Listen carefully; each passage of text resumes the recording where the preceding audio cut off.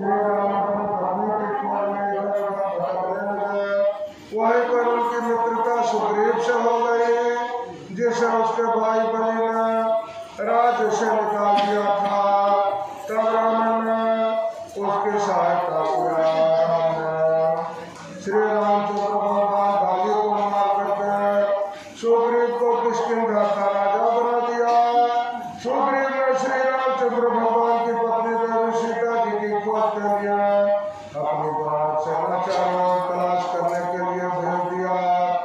जब श्री रामचंद्र भगवान को ज्ञात हुआ कि उनकी पत्नी का लंकापति रावण ने कर लिया तो उन्होंने वानर सेना के साथ लंका की ओर प्रस्थान किया। जब उनकी सेना दक्षिणी छोर पर समुद्र के किनारे पहुंच गई तो उन्हें चिंता हो गई कि सेना इस अथाह सागर को कैसे पार करेगी। वे इसी सोचने लग गए। रामचंद्र भगवान को प्यास लगी, उन्होंने पानी मांगा। जब उनके लिए पानी लेकर आए तब उन्हें स्मरण हो गया कि उन्होंने अपने आराध्य शंकर भगवान का पूजन नहीं किया है। तब रामचंद्र भगवान ने जल नहीं पिया। भगवान शंकर की पार्थिव लिंग बनाकर उनका पूजन करने लगे और 16 उपचारों से पूजन किया।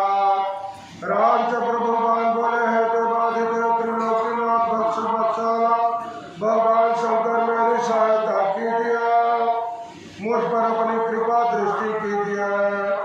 और इस प्रकार प्रार्थना करके रामचंद्र भगवान आराध्य की स्तुति करने में निमग्न हो गए।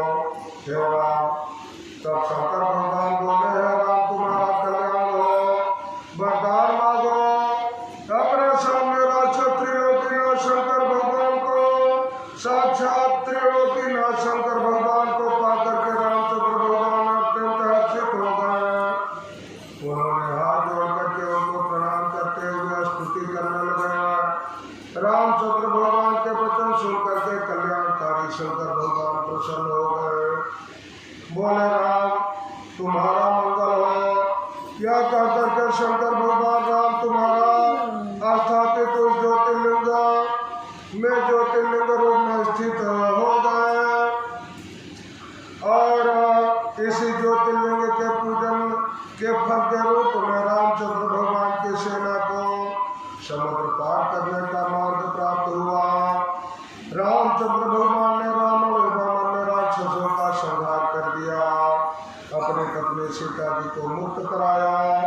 यह रामेश्वर ज्योतिर्लिंग भक्तों को मोक्ष प्रदान करती है। रामेश्वर ज्योतिर्लिंग की महिमा सुनने वालों को सभी